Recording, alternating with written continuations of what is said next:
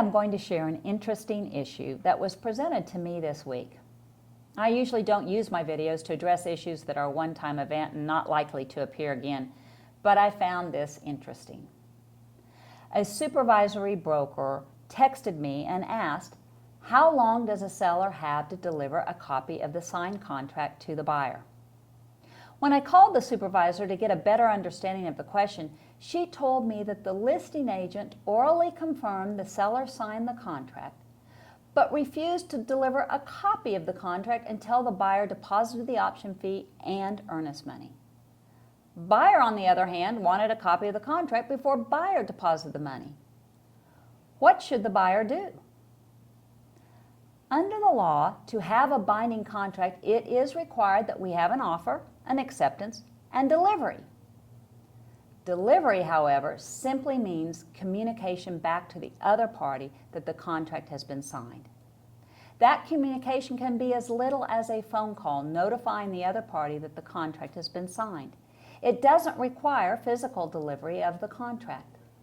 The law says at the point of delivery, the contract is binding on all parties, and the date of delivery is the effective date of the contract.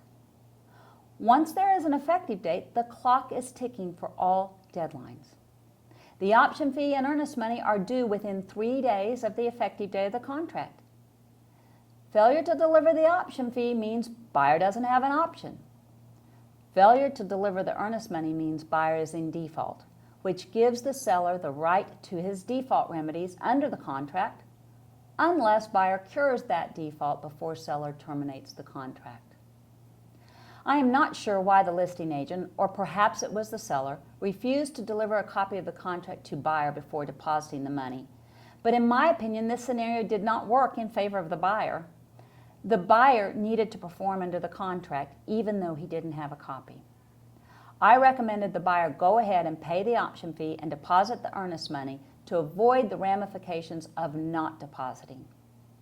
The title company will have to have a contract to open their file to deposit the earnest money, and so presumably at that point the buyer will get a copy of the contract if they haven't already.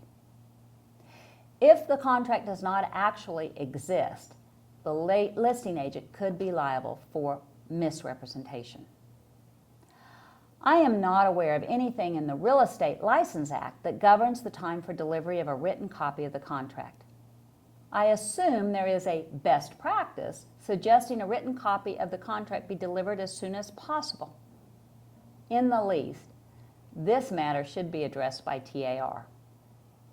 This was an interesting issue that I hope you won't have to face, but I felt like it was interesting to discuss. Thank you for watching my videos. Please call me if you have any issues you want me to address or interesting tales to tell.